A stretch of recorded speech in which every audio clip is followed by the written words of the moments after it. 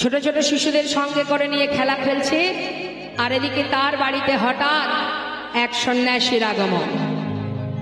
সন্ন্যাসী এসে ডাকছে, পণ্ডিত। কার বাড়িতে এলো মা? কুবেরের বাড়িতে। পণ্ডিত, পণ্ডিত কে? কে তুমি?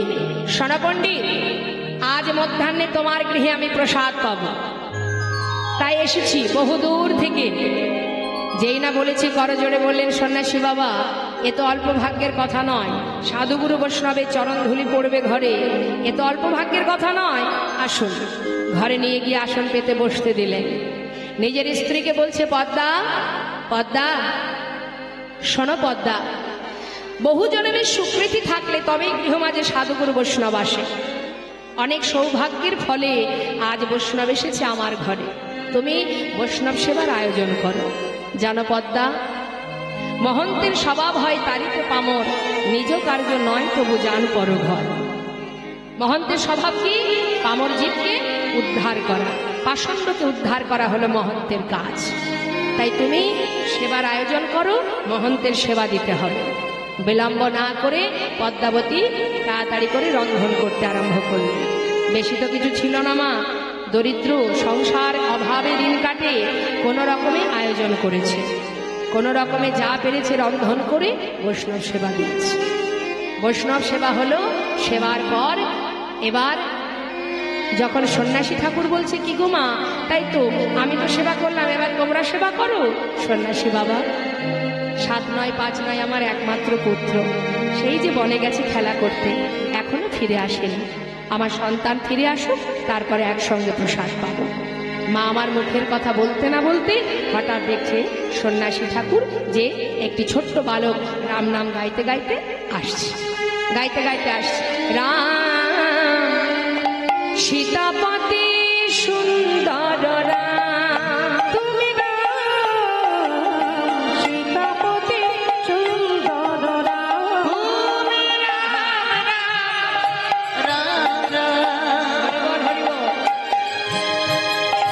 সীতাপতি সুন্দর তুমি সীতাপতি সীতাপতি সীতা। ঘরের মধ্যে অচেনা মানুষ দেখে তার গান বন্ধ হয়ে গেছে। ছুটে গিয়ে মাকে জড়িয়ে ধরেছে, জড়িয়ে ধরে বলছে, মা উনি কে? বাবা উনি একজন বৈষ্ণব, যাও ওনাকে প্রণাম করে এসো। সঙ্গে সঙ্গে 1 পা 2 পা করে তার চরণ তলে গিয়ে মাথা নত করে প্রণাম করছে। এই না প্রণাম করছে, সঙ্গে সঙ্গে চরণটা সরিয়ে নিয়ে বলছে, এই কি করছো তুমি? হ্যাঁ, কেউ জানুক বা না জানুক তুমি তো জানো, তুমিই বা কে আর আমিই বা কে। নিজে নিজেকে কখনো প্রণাম করে? প্রণাম করো, এটা মনের কথা। আর মুখে বলছে, শোনো মা, তোমার ছেলে ঘরে এলো, যাও এবার সেবা করো। 3 জনে মিলে একসঙ্গে সেবা করলেন। সেবার পর এবার 3 জনে একসঙ্গে সন্ন্যাসীর চরণ তলে বসে করজোড়ে বললেন, সন্ন্যাসী বাবা, আজ যখন আপনি আমার ঘরে এসেছেন, কৃপা করে আপনি 2টো কৃষ্ণ কথা শোনান। সঙ্গে সঙ্গে সন্ন্যাসী মা বললেন, আমি আর কৃষ্ণ কথার কি বা জানি বলো, তবে হ্যাঁ আমার যতটুকু জানা আছে সেটুকুই তোমাদের শোনাবো। সারা রাত ধরে কৃষ্ণ কথা শ্রবণ করাচ্ছেন। আমাদের ঘরে যদি আমাদের কোনো গুরুদেব আসে, আমরা কি করি মা? আমাদের যত দুঃখ আছে সেগুলো গুরুদেবকে জানাই, তাই না? আমার সংসারে উন্নতি নেই, আমার ছেলে ভালো নেই, আমার মেয়ে ভালো নেই, আমি ভালো নেই, আমার স্বামী ভালো নেই, অভাব অনাটনের কথা গুরুদেবকে শোনাই, তাই তো? কিন্তু বৈষ্ণবের লক্ষণ কি? বলছে, আপনি যখন এই ভাঙা কুঠিরে এসেছেন, আজ আপনার মুখে 2টো কৃষ্ণ কথা শ্রবণ করব, আপনি 2টো কৃষ্ণ কথা শোনান। সারা রাত ধরে সন্ন্যাসীর কাছে বসে বসে সন্তানকে নিয়ে কৃষ্ণ কথা আস্বাদন করলেন। কৃষ্ণ কথা আস্বাদন হলো। যেই না নিশি প্রভাত হয়ে গেল, প্রভাত হওয়ার সাথে সাথে বলছে, মা এবার তো আমায় বিদায় দিতে হবে, এবার বিদায় দাও। সন্ন্যাসী বাবা, আর একটা দিন তুমি আমাদের ঘরে থাকো। না, আর থাকতে পারবো না, আমরা সন্ন্যাসী, গৃহমাঝে থাকবার অধিকার আমাদের বেশি দিন নেই, এবার আমাকে যেতে হবে, বিদায় দাও। সন্ন্যাসী বাবা, সাধুগুরু বৈষ্ণবকে যদি সেবা দেওয়া হয় তাতে নাকি দক্ষিণা দিতে হয়। দক্ষিণা না দিলে বৈষ্ণব সেবায় কোনো ফল হয় না। তা তুমি একটু অপেক্ষা করো, আমি দেখি কিছু পাই কিনা। ঘরের ভিতরে খুঁজে খুঁজে খুঁজে খুঁজে কিছুই পাচ্ছে না। হঠাৎ দেখলো কি একটা স্বর্ণ মুদ্রা। কোথা থেকে পেল না, একদিন হারাই পণ্ডিত দাঁড়ে দাঁড়ে ভিক্ষা করেছিলেন, সেখান থেকে তিনি একটা স্বর্ণ মুদ্রা পেয়েছিলেন। কেউ না কেউ একজন হয়তো দিয়েছিলেন, সেটা অনেক যত্ন করে তুলে রেখেছিলেন। আজ সেটাকে দক্ষিণা স্বরূপ দান করবে বলে সন্ন্যাসী ঠাকুরের কাছে এসে বলছে, সন্ন্যাসী বাবা দেওয়ার তো আর কিছু ছিল না, এই না এইটুকু আছে, এইটুকু তুমি গ্রহণ করো। সন্ন্যাসী ঠাকুর বললেন, আমি তো এত কিছু নিতে পারবো না, কারণ আমরা হলাম সন্ন্যাসী। কামিনী কাঞ্চন নিয়ে কি করব? কামিনী কাঞ্চন নিয়ে কি হবে বলো? হ্যাঁ, এ আমি নিতে পারবো না। সন্ন্যাসী বাবা, তা যদি তুমি নিতে না পারো তাহলে আমার সংসারের অমঙ্গল হবে। কিছু তো তুমি নিয়ে যাও, কিছু নিয়ে যাও। মা, যদি তুমি দিতেই চাও তাহলে আজ আমি তোমার কাছে একটা জিনিস চাইব, সেটা তোমাকে দিতে হবে। বেশ, বলো তুমি কি চাও? তুমি যা চাইবে আমি তোমাকে তাই দেব। সত্যি দেবে? যা চাইবো তাই দেবে? নিশ্চয়ই। বলো তুমি কি নেবে? মা, 3 সত্য করো, যা চাইবো তুমি দেবে। বেশ, আমি 3 সত্য করছি, আমি দেব দেব দেব। বলো কি চাই? বলো। শোনো মা, আমি যদি তোমার প্রাণটা চাই। সন্ন্যাসী বাবা, সত্যি যদি তুমি আমার প্রাণটা চাও, আমি তোমায় প্রাণ দেব। তার কারণ কি আছে দেহের মধ্যে? প্রাণ পাখিটা যেদিনে চলে যায়, পথে ঘাটে কুকুর বিড়ালে ছিঁড়ে খায় এই দেহ। এই অসার দেহের কোনো মূল্য নেই। তাই যদি এই প্রাণটা তোমাকে দিয়ে দিতে পারি, তাহলে আমার মনুষ্যকুলে জন্ম পাওয়া ধন্য হবে। সন্ন্যাসী বাবা, তুমি সত্যি কি আমার প্রাণ চাও? একবার চেয়েই দেখো। মা, আমি তোমার প্রাণ চাইছি না, তোমার ভালোবাসার প্রাণ। হরিব, ভালোবাসার প্রাণ? ভালোবাসার প্রাণ মানে বুঝতে পারলাম না। ভালোবাসার প্রাণ মানে কি? সন্ন্যাসী বাবা, তোমার একমাত্র কুবেরকে, তোমার একমাত্র কুবেরকে যদি আমায় করো দান, যদি আমায় করো দান, যাহা পেলে জগতে জুড়াইবে প্রাণ, যাহা পেলে জগতে জুড়াইবে প্রাণ। কি চাইলেন মা? তোমার একমাত্র পুত্রকে তুমি দান করে দাও। এই কথা শুনে পদ্মাবতী নয়নের জলে বুক ভাসিয়ে কাঁদছে আর বলছে, সন্ন্যাসী বাবা, জগতে এত কিছু থাকতে তুমি আমার সন্তানকে চাইলে? এই ছিল তোমার মনে বাসনা? আমার একমাত্র সন্তান ছাড়া তুমি আর কিছু পেলে না? সন্ন্যাসী বাবা, হে আমি তোমায় দিতে পারবো না, তুমি অন্য কিছু চাও, অন্য কিছু চাও। সন্ন্যাসী ঠাকুর, মা, তোমার একমাত্র সন্তানের জন্য এই জগৎজীবকে আমি উদ্ধার করতে পারছি না। তুমি তোমার পুত্রকে দান করে দাও মা। ওই একটি পুত্রের জন্য তুমি জগৎ জননী হবে, বিদায় দিয়ে দাও মা।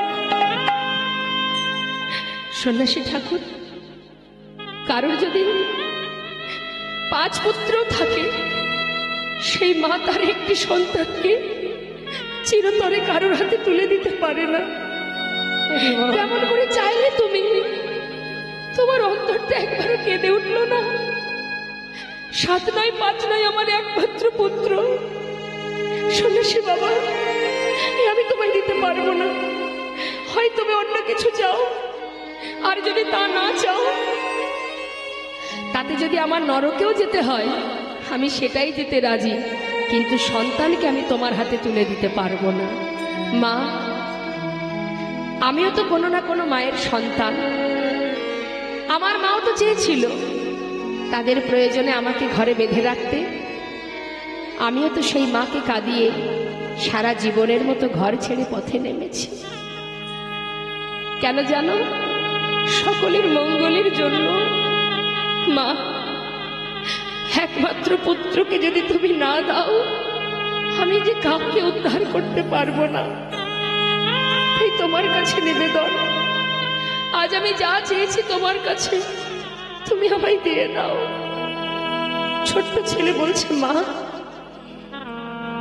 ও মা, একবার ভেবে দেখো, তোমার মতো ভাগ্যবতী জগতে আর কে আছে, যার ঘরে স্বয়ং সন্ন্যাসী নিজে পায়ে হেঁটে এসেছে। এখানে তো অনেকেরই ঘর আছে, কার ঘরে সাধুগুরু বৈষ্ণবে নিজে পায়ে হেঁটে আসে? সবাই চায় সন্তানের যেন ভগবানের চরণে মতিগতি থাকে। আজ তোমার ঘরে এসে তোমার পুত্রকে দক্ষিণা স্বরূপ চাইছে, এটা তো তোমার আনন্দ হবার কথা মা।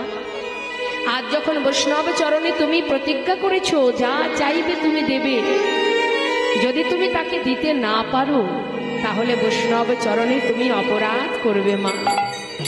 তাই শোনো মা, আমি তোমায় বলি, পিতৃ সত্য পালিবারে রাম গিয়েছিল বনে, আমি মাতৃআজ্ঞা পালিবারে যাব সন্ন্যাসী সনে। আমি মাতৃআজ্ঞা পালিবারে যাব সন্ন্যাসীর সনে। হরি বল, হরি বল। দান চাইছে, দান। সন্তানকে দিয়ে দাও, দক্ষিণা স্বরূপ দান করো। কি? পিতৃসত্য পালিবার জন্য রাম যেমন বনে গিয়েছিল, আজ তোমার বাক্য রক্ষা করার জন্য আমি সন্ন্যাসীর সাথে যাব মা। তুমি বিদায় দিয়ে দাও। ও মা, জন্মের মতো বিদায় দাও মা। আমি এ দেশ ছেড়ে যাই গো চলে। মাগো জন্মের মতো বিদায় দাও মা। হরি বল। আমি ছেড়ে যাই গো চলে, মাগো জন্মের মতো বিদায় দাও মা। মা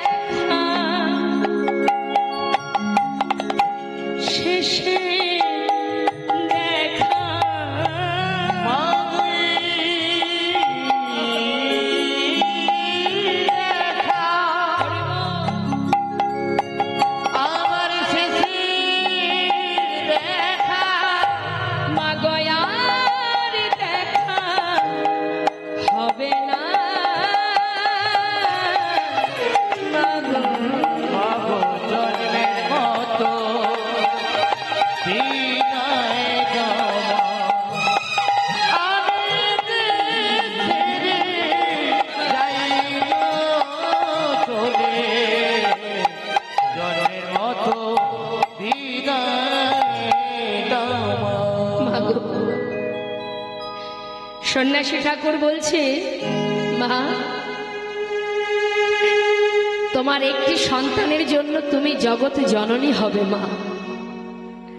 হারাই পণ্ডিত বলছে, জানো পদ্মা, আমি আমার কুবেরের কুষ্টি বিচার করে দেখেছি, আমার কুবের শুধুমাত্র আমার সংসারের জন্য আসেনি গো, ও এসেছে বিশ্ব সংসারের জন্য, এসেছে জগৎ জীবের জন্য, জীবের কল্যাণের জন্য।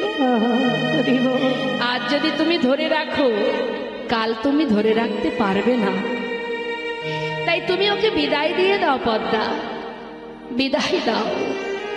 পদ্মাবতী বলছে, সন্ন্যাসী বাবা, কারোর যদি 5টি সন্তান থাকে, সে তার একটা সন্তানকে জনমের মতো কারোর হাতে তুলতে পারে না, দিয়ে দিতে পারে না। আর একমাত্র কুবের ছাড়া আমাকে মা বলে ডাকার আর কেউ নেই। কিন্তু আমার সন্তান ধর্মের পথে যেতে চাই, স্বামী যদি দিতে চাই, আমি মা হয়ে বাধা দিতে পারবো না। তাই তোমার কাছে শুধু আমার একটা নিবেদন, আমার পুত্র মাত্র 12 বছর বয়স, এখনো সে জানে না কখনো তার খিদে পায়, আমি ওর মুখ দেখে ওকে আমি খেতে দিই। কারণ আপনারাও জানেন 12 বছরের শিশু কতটুকুই বা হয়। তাই মায়ের মন তো সন্তানের হাতটা ধরে সন্ন্যাসীর হাতে সঁপে দেবে, তার আগে সন্ন্যাসীর হাত ধরে বলছে, সন্ন্যাসী বাবা, শুধু তোমার কাছে একটা নিবেদন, তুমি দেখো যদি কখনো কোনো সময় হয়তো সারাদিন খেলার ছলে মায়ের কথা ভুলে থাকবে, কিন্তু দিনের শেষে যখন সন্ধ্যা ঘনিয়ে আসবে, হয়তো তখন আমার কুবের মায়ের কোল খুঁজবে, তখন ওকে নিজের কোলে বসিয়ে তুমি ওকে কৃষ্ণ নাম হরি নাম শ্রবণ করাবে। চিরতরে বিদায় দেবার আগে তোমার কাছে একটা নিবেদন, ও যে চেয়ে খেতে জানে না, ও যে চেয়ে খেতে জানে না, ও যে চেয়ে খেতে জানে না, ও যে চেয়ে খেতে জানে না, তুমি মুখ দেখে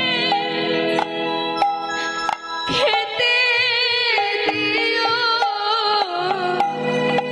ও যে চেয়ে খেতে জানে না, ওর মুখ দেখে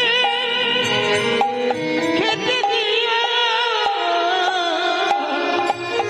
যে খেতে জানে না। দুধের বাছা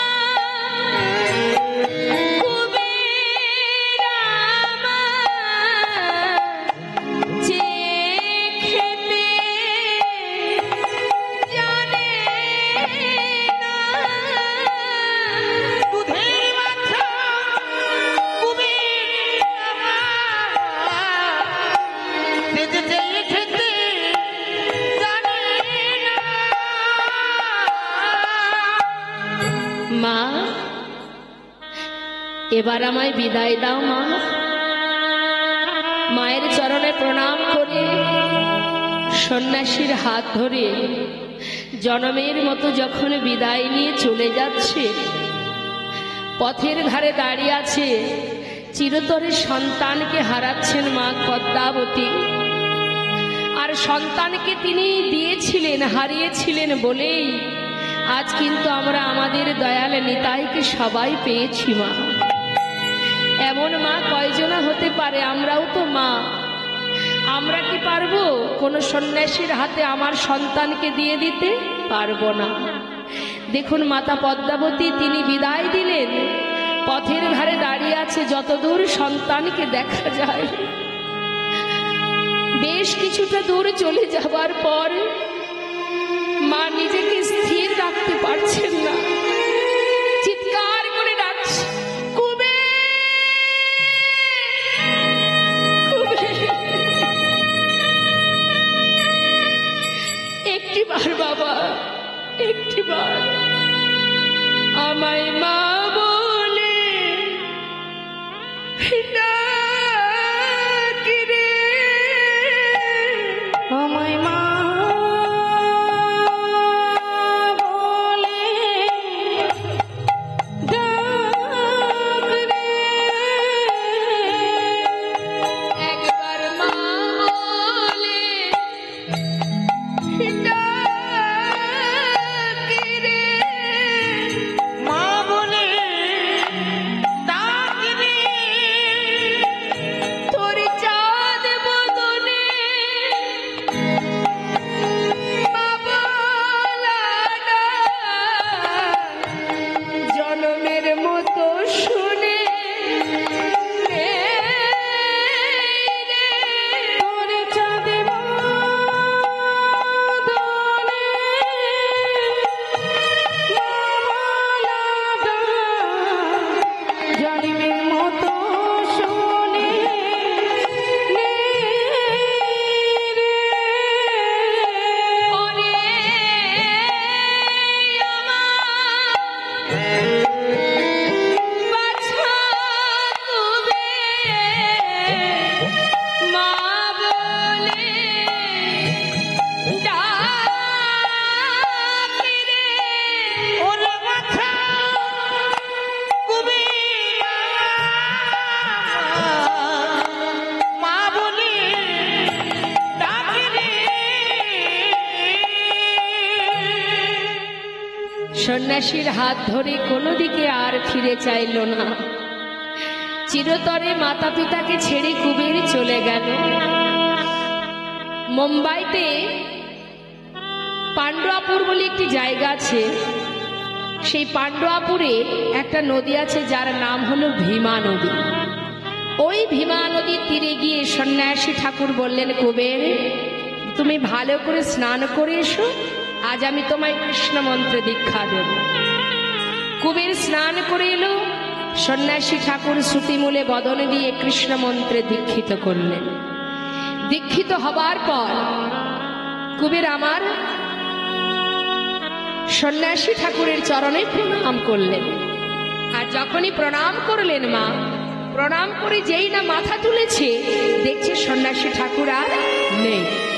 গেল কোথায়? চিৎকার করে ডাকছে, সন্ন্যাসী বাবা তুমি কোথায় গেলে? সন্ন্যাসী ঠাকুর আমি তোমায় দেখতে পাচ্ছি না কেন? হঠাৎ বলে উঠলেন, তুমি ভয় পেও না, আমি তোমার হৃদয়ে আছি, তবে আজ থেকে তোমার নাম আর কুবের নয়।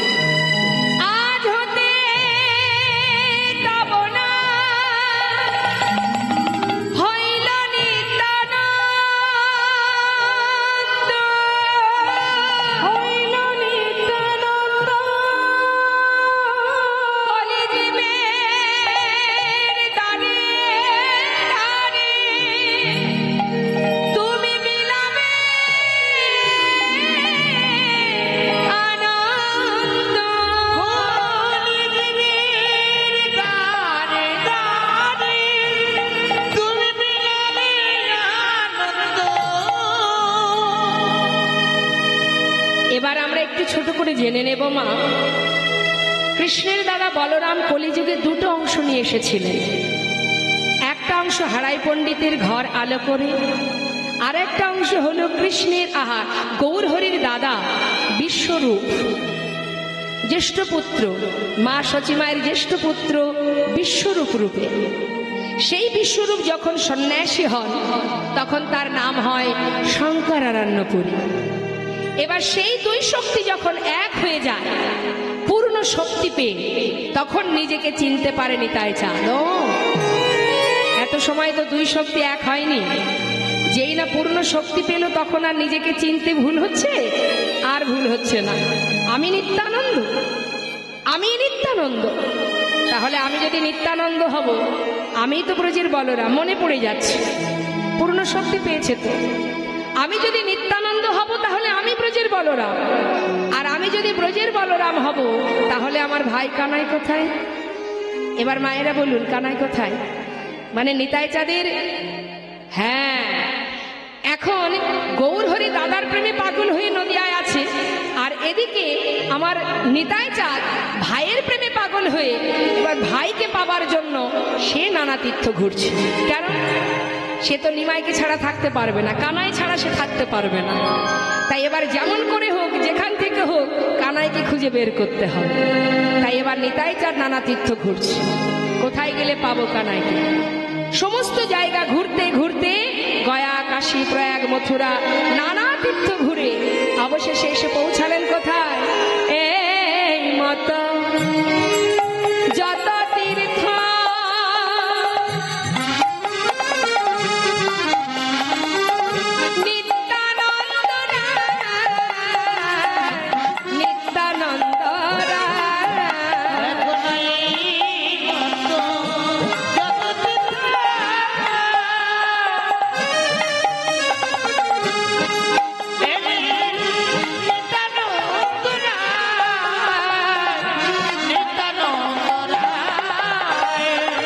সর্বতীর্থ ঘুরে এলো পুন মথুরা,